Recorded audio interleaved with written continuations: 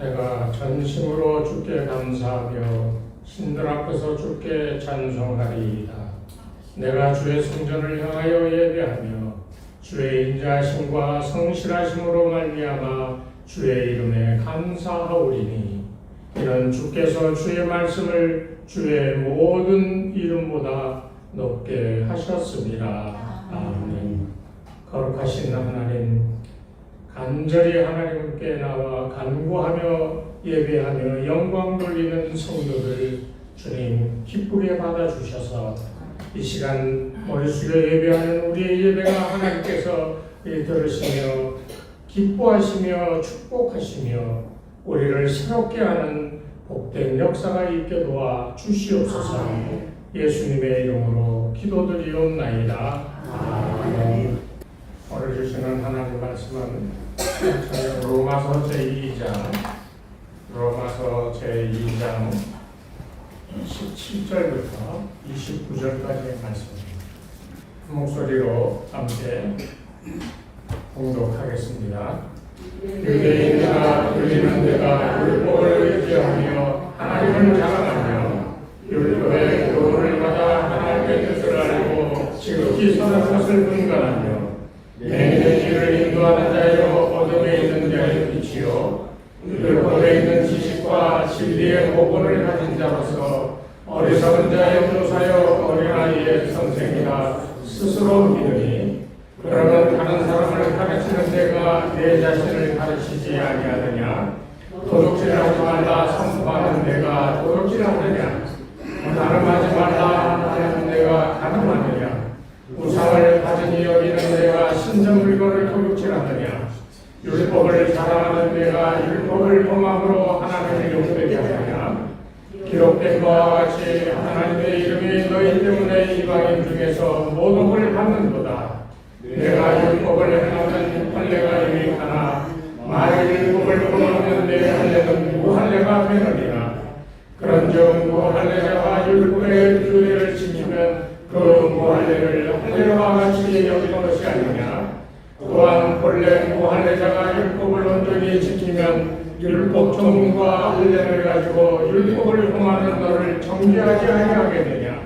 무릇 표면적 유대인이 유대인이 아니요 표면적 육신의 할례가 아니니라. 오직 이면적 유대인이 유대인이며 할례는 마음에 할지니 영에 있고 율법 조문에 있지 아니하는 것이라. 그 칭찬이 사람에게서가 아니요 다만 하나님에게서니라. 아멘. 할렐루야. 아멘. 명절들 잘 지내셨나요? 네. 대답이 시원찮은 거 보니까 다들 잘 안 지내시는 것 같아요. 송편 드신 분들 몇 분이나 계세요? 오, 많이 드셨네요. 요새는 추석이 돼도 송편 부족도 못해요. 예전에는 어머니가 이렇게 만들어서 먹곤 했는데 시장에서 사다 먹어야 되는데 사다 주지가 않으니 못 먹어요.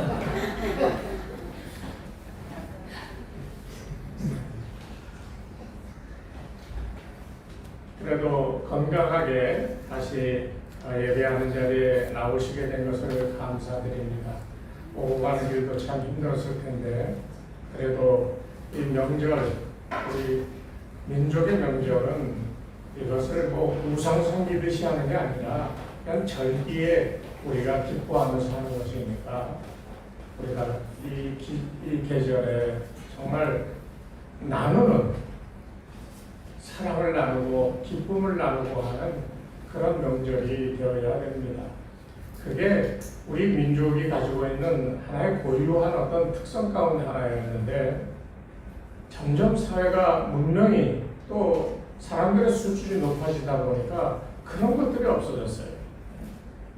예전엔 교회 나오면 그 명절 지나고 나면 교인들이 뭐 빈대떡 부쳐 먹었던 거, 뭐 떡들 뭐 이런 것들 갖고 와서 서로 야 우리 이거 했는데 이거 먹어봐 하고 서로 이런 게 많았었는데 지금은 뭐 옆집 사람하고도 안 나누고 또 우리 집 같이 송편도 안 해 먹고 그래서 부침개랑 뭐 이런 거 많이 했더라고요. 수고를 많이 했는데 나누려고 해도 마땅히 나눌 사람들이 없는 것이 오늘날 우리가 살아가는 세상입니다. 우리 교회 안에 이런 우리 민족 고유의 전통적인 어떤 그 명절에 우리가 예전에 나누었던 이런 따뜻한 마음들을 우리가 함께 모일 때마다 피차간에 서로 나누어 베풀어 줄 수 있는 이런 마음들이 생길 때 그때 교회가 정말 기쁘고 즐거운 잔치자리가 되고요. 그리고 거기에서부터 힘이 생겨나고 그리고 성장하고 부흥하고 성숙해 되어지는 것을 우리가 알아야 됩니다. 그냥 단순하게 나와 예배드리는 것이 문제가 아니라는 거예요. 우리가 성경, 특별히 사도행전이나 뭐 로마서나 뭐 이런 데를 쭉 보면 그 사도행전의 그 과정을 쭉 보면 사도 바울이 전도를 하러 가는데 그 하는 데마다 쫓아다니면서 방해하는 괴롭게 하던 무리들이 있었음을 우리가 발견합니다. 물론 똑같은 사람은 아니었겠지만 바울이 전도하고자 하고 그리스도 예수를 전하고자 하고 이 성령의 역사가 나타나고자 할 때마다 나와서 반대하고 괴롭히는 그런 유대인들이 있었어요. 이들을 이 성경에서 보면은 이들은 루스드라라고 하는 곳에서는 바울을 돌로 쳐 죽였어요. 그 성 밖에 갖다 버렸어요. 그런데 하나님께서 그를 기적처럼 살려주시고 제자들이 보는 가운데서 다시 일어났거든요. 그러고선 다시 툭툭 털고 전도를 하였던 것을 우리가 성경에서 봅니다. 이 유대인들은 바울이 가는 곳마다 쫓아다니며 반대하다가 마침내는 바울이 예루살렘에 올라가니까 그것까지 따라와서 거기서 올무를 씌우고 기어코 이 바울 이 감옥에 집어넣게 되고 그것뿐만 아니라 로마로 압송을 당하게 되고 하는 그런 일들을 벌여왔어요. 이 사람들이 무엇을 자랑하며 무엇을 근거로 그와 같은 삶을 살았을까요? 오늘 로마서 2장에는 그 당시 유대인들에 대하여 이 귀한 정의를 내리고 있으면서 그것과 동시에 오늘 우리의 신앙생활에도 귀중한 교훈을 주고 있는 것을 알아야 됩니다. 이 사람들은 자랑하는 것이 있었어요. 뭘 자랑했습니까? 자기들은 오늘 2장에서도 계속 할례에 대한 얘기가 나오잖아요. 자기들은 할례받은 백성이라는 거예요. 할례받았다는 뜻이 뭡니까? 하나님과 약속을 하고 하나님께서 선택한 민족이 되었다라고 하는 그 자존심 강한 유대인의 자랑거리가 되었던 게 이 바로 할례받았다는 거예요. 그리고 율법을 주셔서 율법으로 살아가는 백성이 되었다. 이 유대인들이 자랑하는 게 그거거든요. 이 자랑하는 것 이외에는 자랑할 게 없는 것이 사실상 유대인들이에요. 그래서 유대인들은 자기들은 선택받았고 율법을 가지고 있기 때문에 언제든지 다른 사람을 향하여 판단하고 정죄할 수 있는 기준을 가지고 있다고 생각하고 살아가던 그런 사람들이었다는 거예요. 그래서 할례받지 못하고 율법대로 살지 못하는 사람들을 향하여서는 마치 개나 돼지처럼 여기는 이런 자존심 강한 이런 모습도 보이면서 살았어요. 그래서 사마리아 사람들을 그러면 그 사람들을 뭐라고 불렀어요? 개 같다고 그랬어요. 동물 취급했어요. 하나님을 버리고 이방인과 피를 섞어 유대인이었던 그 사람들이 이방인이 되어지는 그 과정을 보면서 그들을 개처럼 여겼던 것이 이것이 유대인들의 특성이었다는 거예요. 그래서 바울은 이 사람들의 생리를 잘 알아요. 어떻게 알았을까요? 바울도 바로 그 사람들이 가운데 하나였었거든요. 바리새인이었잖아요. 과거에 자기가 그 일들을 이 사람들이 지금 하고 있는 일을 바울이 예전에 예루살렘에서 예수 믿는 사람들을 쫓아다니면서 그들을 괴롭히고 잡아들이고 그 일을 했잖아요. 그러니까 너무나도 잘하는 거죠. 왜 이 사람들이 이런 일을 하는가?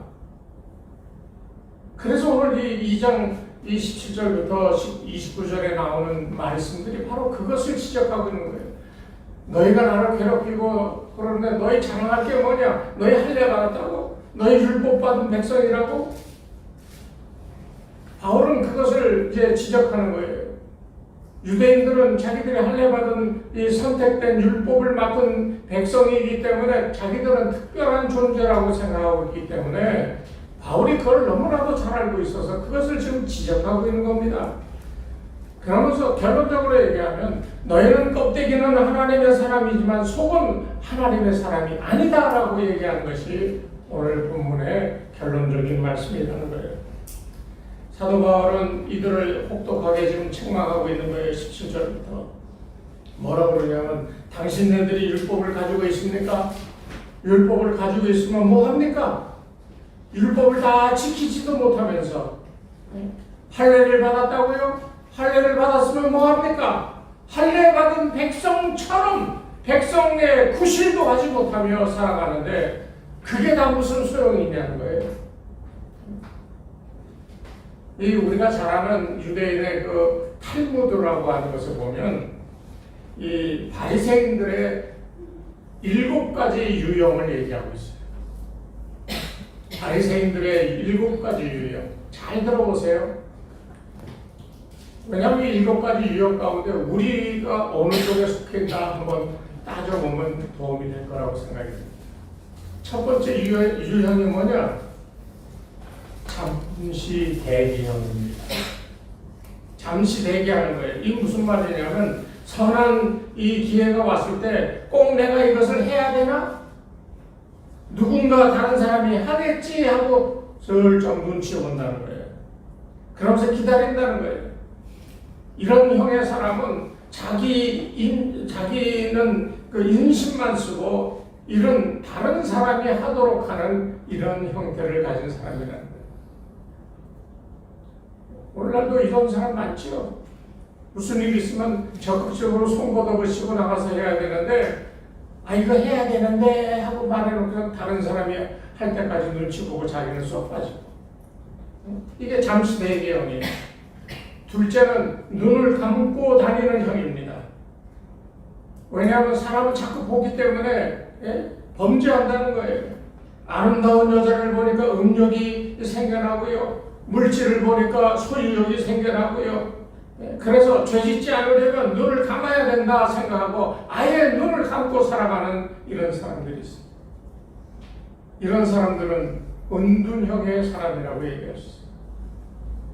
뭔가를 하면 사람이 함께 모여 살면 부딪힘이 왜 없겠어요?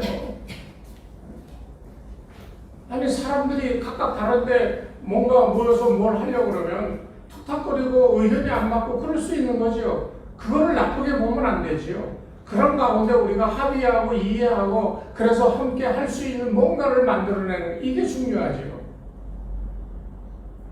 그런데 그것을 아예 눈을 감아버리는 형태의 인간이 있다는 거예요. 셋째는 어깨 으쓱형이라는 거예요. 이게 무엇을 말하냐면 기회가 오면 선한 일을 하기는 하는데 꼭 나팔을 불어. 야, 내가 이거 했다. 예수님 당시에 바리새인들이 딱 이 모양이잖아요. 나는 금식기도를 한다고 그러고 기도를 시간 맞춰 한다고 큰 길가에 모퉁이에 서서 손들고 하나님이여 막 요란스럽게 했잖아요. 나는 11조금을 정확하게 하고 나는 기도를 하고 시간 맞춰 내가 하나님께 해야 될 의무를 다 했습니다 하고 이 나팔 부는 거예요. 그런 사람들 많죠. 네 번째는 곱사등형입니다. 곱사등이 뭐예요? 허리가 이렇게 구부러진 걸 말하잖아요. 이런 사람들은 겸손해. 그런데 그 겸손이 어떤 겸손이냐면 외식적인 겸손입니다. 겉으로만 겸손한 척 하는 거예요. 그래 늘 굽실굽실하고 그래요, 예, 알겠습니다.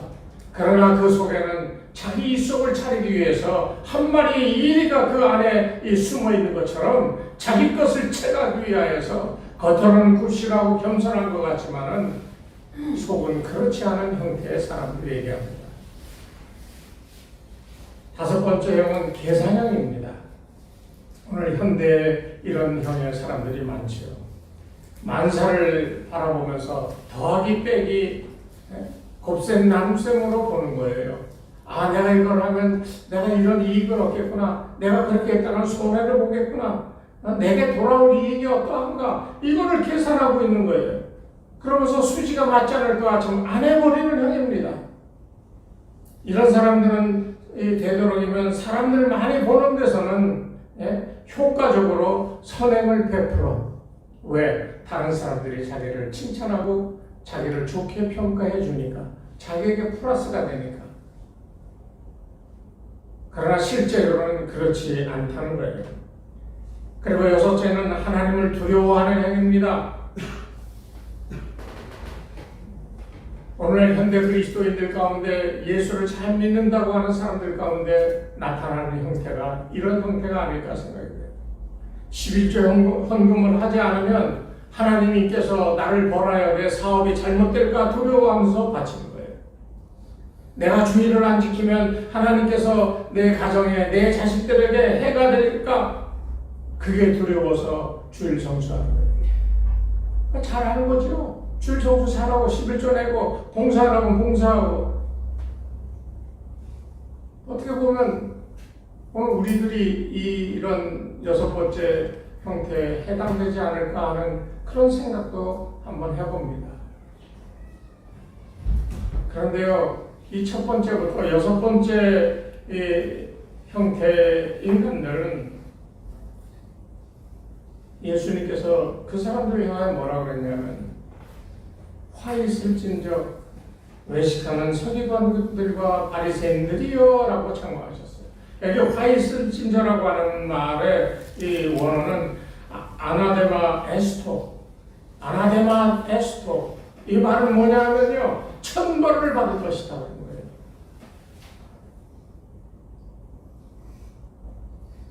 아니, 첫 번째부터 여섯 번째 형 쭉 보면서 그래도 율법을 지키는 척하고 그렇게 하고 다 했는데, 이게 지금 하나님은 그런 사람들이 화가 있을 것이다. 아나데마 에스토, 천벌을 받을 것이다. 그렇게 얘기하고 있다는 거예요. 그러니까 이게 얼마나 심각한 거예요. 그러면서 마지막으로 일곱 번째를 뭐라고 얘기하냐면, 하나님을 사랑하는 마음이 있기에 하나님께 봉사하는 사람들이라고 그랬어요. 바리새인 가운데서도 올바른 사람들이 있습니다. 그들이 참 이스라엘이고 아브라함의 자손 중에 자손, 바로 그 사람들이 하나님께 칭찬받는 사람이에요. 참 유대인이 있는 거예요. 참 바리새인이 있어요. 문제는 뭐가 문제냐? 우리가 지금 어떤 유형에 속해 있는가 하는 것을 우리 자신이 알아야 된다는 거예요. 내가 정말 하나님을 사랑하는 마음이 있는가? 이 일곱 번째 유형이 되어야만 우리가 참으로 하나님께 칭찬받는데, 앞에 여섯 가지의 유형을 보면 형식주의적이라고 하는 것을 우리가 생각해 볼 수 있는 거예요. 위선적이라는 거예요. 외식주의적이라는 것을 우리가 볼 수 있어요. 이 같은 위선은 모든 것이 다 그럴듯하게 보여지기는 하지만 실상은 다르다라고 하는데 문제가 있는 거예요. 예수 믿는 것 같아요? 그 마음 속사정은요. 이게 문제인 거예요. 예수님은 그런 사람들을 향하여 화 있을진저 아나데마 에스토, 천벌을 받을 것이다 라고 예수님은 친히 그렇게 말씀하고 있다는 겁니다. 여러분, 이 유대인이 받는 할례라는 게 뭘까요? 그건 선택받은 백성이라고 하는 징표입니다. 이 말은 이제부터 너희는 이 하나님과 더불어 이 교제하는 백성이 되었다는 표시예요. 그런데 할례만 받았지 하나님 말씀대로 도저히 살지 않는다? 그럴 때 하나님과의 교제가 이루어질까요? 왜 할례받게 했어요? 하나님과 교제하며 하나님의 백성으로 살아가게 하기 위해서 그 표식으로 할례를 받았는데, 너희는 할례만 받았지 하나님과 교제해? 하나님과 함께 살아가고 있어? 바울의 오늘 외침은 바로 그것을 지적하고 있는 거예요. 그러면서 오늘 본문은 차라리 그럴 바에는 할례 없이 하나님을 기쁘시게 하는 생활을 하는 것이 하나님을 더 기쁘게 하시는 일이다라고 그렇게 얘기하는 거예요. 겉모양의 유대인이 아니고 겉모양의 할례가 아니라 마음으로 할례가 참 할례고 마음으로 하나님을 믿는 사람이 참 유대인이다라고 바울은 결론적으로 그렇게 얘기하는 겁니다. 오늘 얘기의 핵심은 바로 여기에 있어요. 신앙을 어떤 규범이나 형태에 제한시켜서 그 안에서 생활하는 것, 이것이 바리새인의 이 모습이라는 거예요. 그거는 그 가지고 있는 신앙을 타락시킨다는 겁니다. 유대인들은 신앙을 어떤 도덕이나 규범 뭐 그런 것들로 제한시켜 그 안에 집어넣고 그것을 행하기만 하면 자기들이 하나님의 사람으로 살아가는 줄로 알았어요. 그런데 예수님은 아니라고 얘기했거든요. 예를 들면 그런 겁니다. 기도는 내가 하루에 3번 하라 그랬으니까 하루에 3번씩 공식적으로 꼬박꼬박 했어. 그러니 나는 좋은 유대인이야. 나는 하나님의 백성이야. 성경에 줄을 쫙쫙 쳐가면서 열심히 읽었으니 나는 하나님의 백성이고 하나님이 기뻐하는 하나님의 자녀야. 교회 봉사하는 일이 있으니 나와 봉사하라 그러니 내가 열심히 봉사했어. 그래서 나는 하나님께 인정받는 사람이야. 11조 하라 그래서 11조 열심히 했어. 그러니 하나님이 나를 기쁘시게 볼 수밖에 없는 사람이라고 그렇게 공식을 맞춰놓고 그 공식에 맞춰 살아가는 이런 신앙의 형태가 우리는 좋은 신자인 걸로 착각하며 살지만은 그렇지 않다는 거예요. 오늘 바울의 얘기를 심각하게 여러분 생각할 필요가 있습니다. 어떤 규범이나 어떤 이 도덕적인 어떤 이 교회 안에 어떤 규칙을 만들어 놓고 우리 신앙생활 이렇게 하는 거예요. 이거 잘 지켜야 돼요. 라고 하는 거에 맞춰서 살아가는 그 신앙이라고 하는 것은 결국은 잘못될 수밖에 없는 거예요. 어떤 공식을 놓고 믿음 생활하는 사람, 인간적인 규범이란 잣대로 사람을 재려고 하고 자기의 삶을 이렇다 저렇다 스스로 정죄하고 다른 사람을 바라보는 이런 삶 자체가 잘못됐다는 거예요. 이런 규범에 의해서 어떤 규칙에 의해서 살아가는 것이 아니라 예수님에게 잡혀 사는 것이 참 신앙이라는 거예요.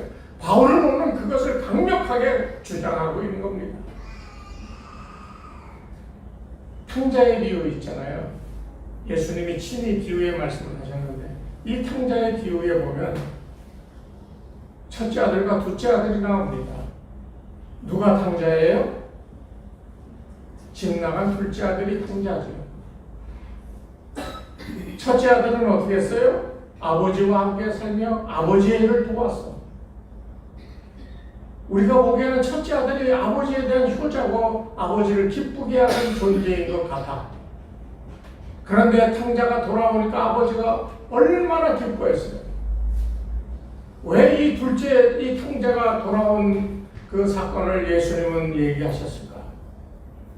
첫째 아들은 아버지와 함께 있으며 집안일을 거들면서 효자 같은 모습으로 살았어. 당연히 아들로서 해야 될 그 자기 일들을 충실하게 했어. 그런데 그 아들은 아버지에게 기쁘다라고 하는 이 말도 못 들어보고 반지도 끼움받지 못하고 잔치를 열어서 자기 친구들과 함께 즐기려 했어도 아버지가 그렇게 해주지 않았어. 그런데 탕자했던 둘째 아들이 돌아오니 잔치를 열고 자기 반지를 빼서 그 둘째 아들에게 끼워주고 왜 그랬어요?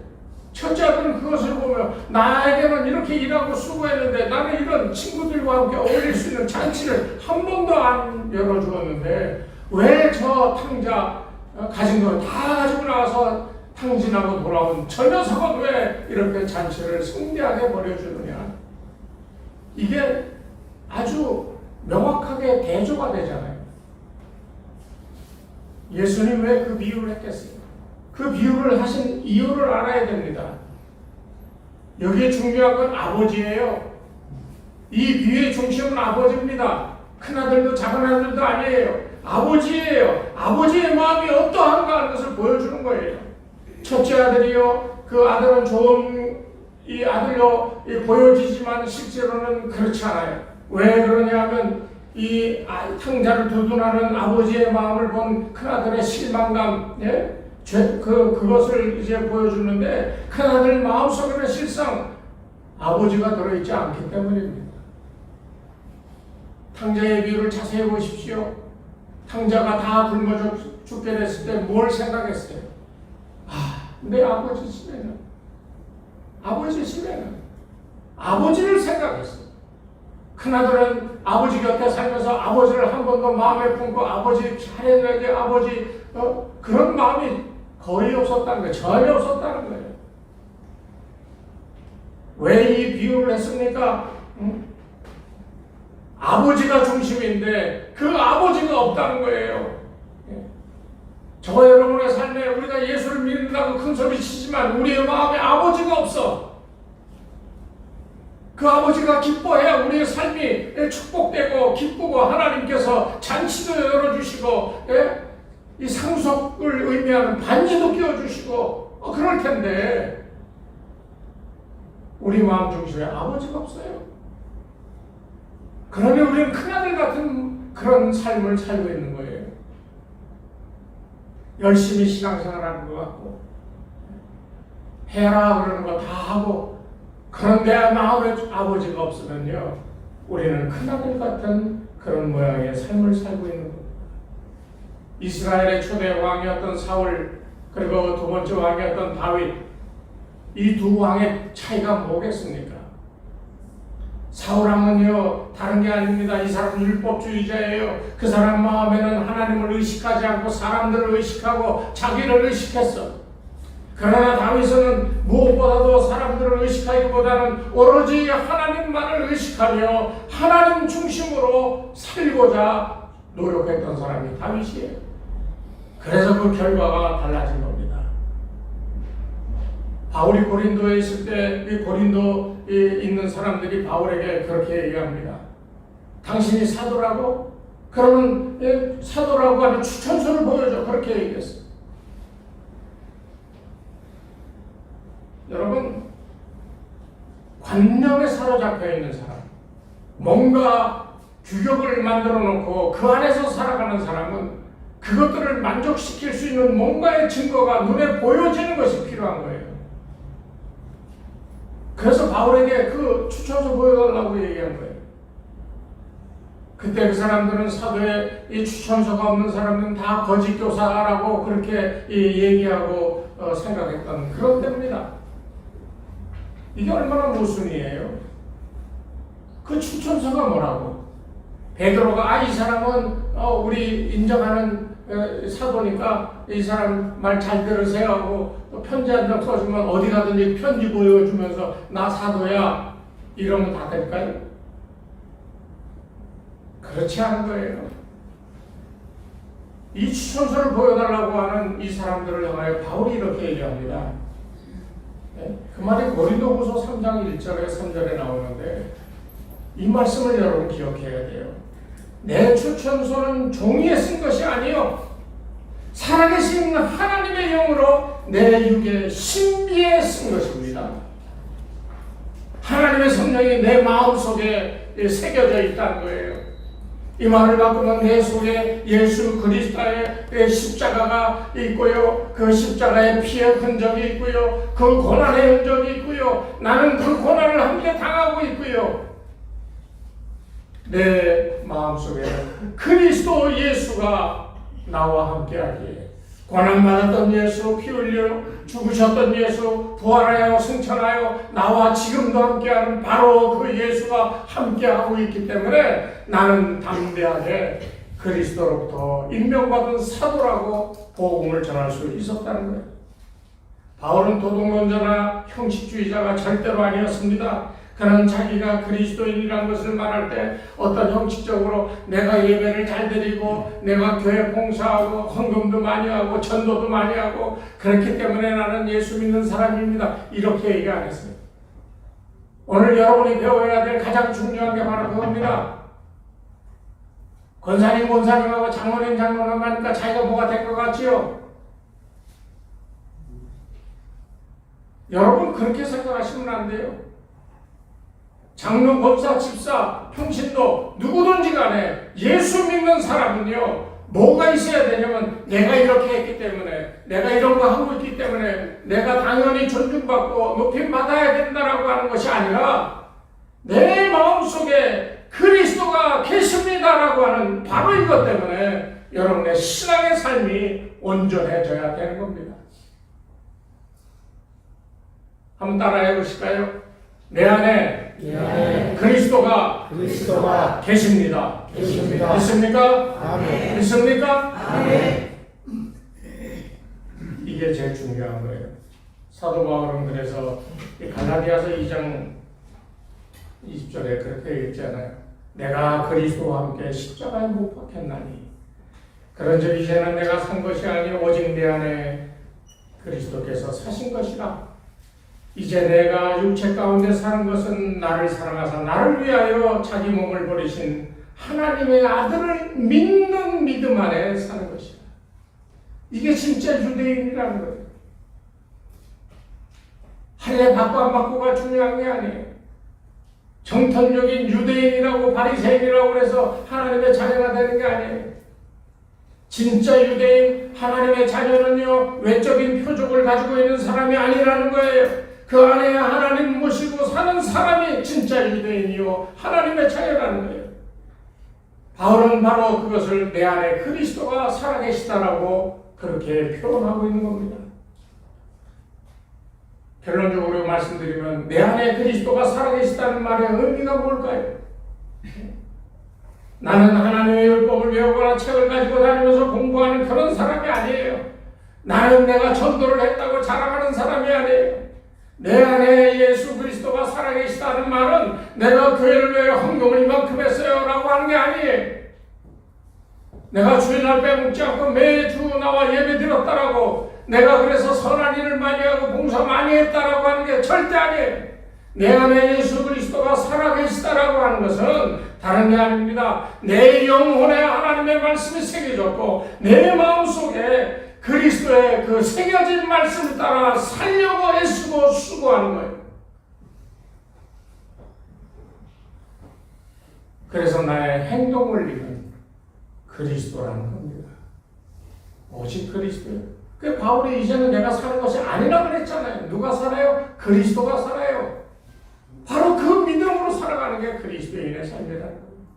진정한 그리스도인은 그래야 됩니다. 하나님의 은혜로 살아간다라고 하는 말은 바로 그런 거예요. 여러분, 신자가 꼭 주일 성수 꼭 해야 되나요? 맞지요. 11조는 꼭 해야 되나요? 맞아요. 성경책 열심히 읽어야 되나요? 맞습니다. 봉사 열심히 해야 되나요? 맞아요. 그런데요, 그것만 하는 것이 중요한 게 아니에요. 교회는 그런 것을 하면 다 착실한 성도들이고 예수 잘 믿는 믿음 좋은 사람으로 그렇게 여길지 모르지만은 그건 온전한 신앙으로 행하는 것이 아니라는 겁니다. 누가 여러분에게 당신 그리스도인이요 하고 묻는다면 꼭 그렇게 대답을 하십시오. 어떤 사람은 나는 주일 예배 꼭 참석하는 신자입니다. 거기다 나는 11조금도 잘하고요. 봉사도 잘하고요. 나는 성경도 열심히 읽어요. 그런 얘기를 하는 신자가 되면 이거는 빵점인 거예요. 교회에서 사람들을 평가할 때 그렇게 평가하는데요.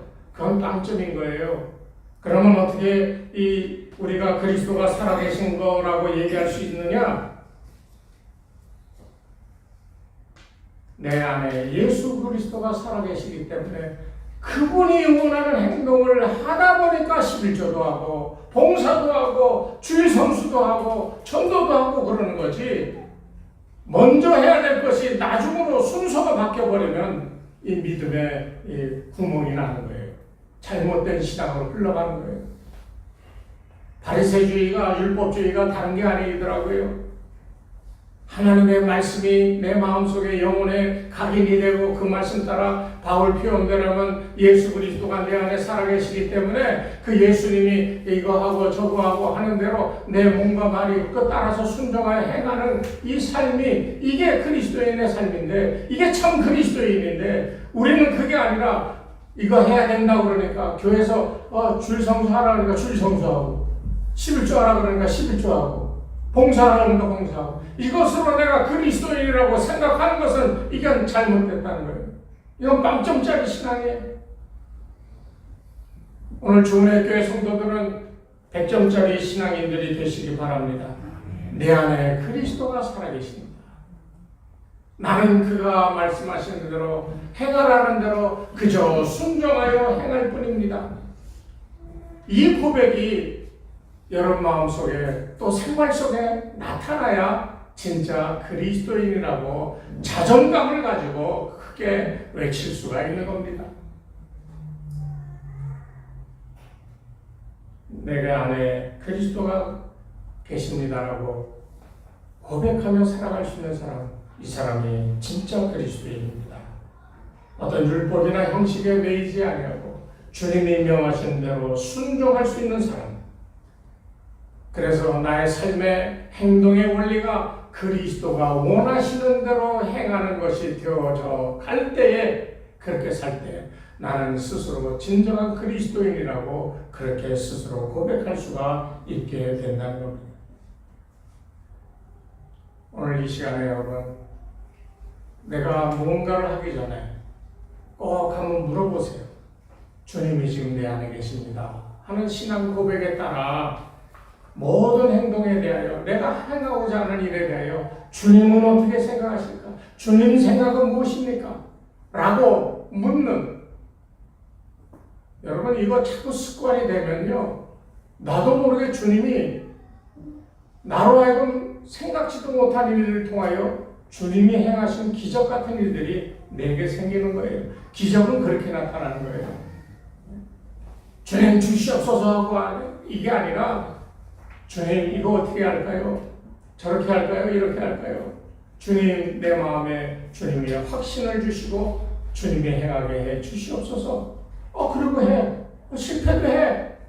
그게 아니었구나. 내가 부족했구나. 주님 어떻게 할까요? 그렇게 한 번, 두 번, 세 번, 하루, 이틀, 한 달, 1년, 2년, 10년 지나가다 보면요.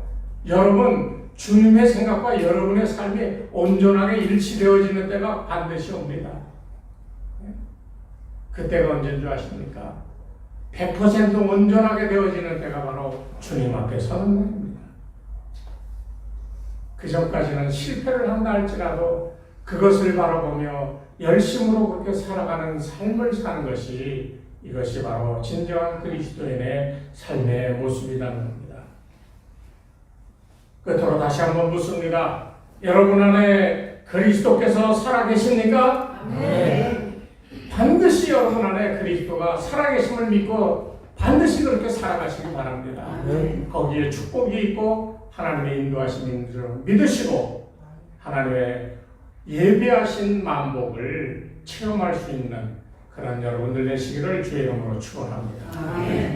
하나님 아버지 감사합니다. 하나님께서 우리를 사랑하셔서 죽기까지 우리를 구원코자 하셨던 그 놀라운 사랑과 은혜를 우리가 살아가면서 우리 인간의 관습과 규범으로 바꾸어 그 안에서 살던 어리석었던 저희들이었는지 우리를 돌아보게 도와주셔서 다시 한번 하나님의 사랑과 하나님의 말씀과 내 안에 역사하시는 성령의 역사에 내 몸과 삶을 다 내어드릴 수 있도록 역사하여 주시옵소서. 이제는 우리 주 예수 그리스도의 은혜와 하나님 아버지의 무한하신 사랑하심과 성령님의 가방감동 인도하심이 이 시간 머리 숙인 주의 백성들 위해 저들의 가정과 자녀들과 그 땀 흘려 일하는 삶의 일터 위에 이 교회 위에 이제로부터 영원토록 함께 하옵시기를 간절히 축원하옵나이다. 아멘.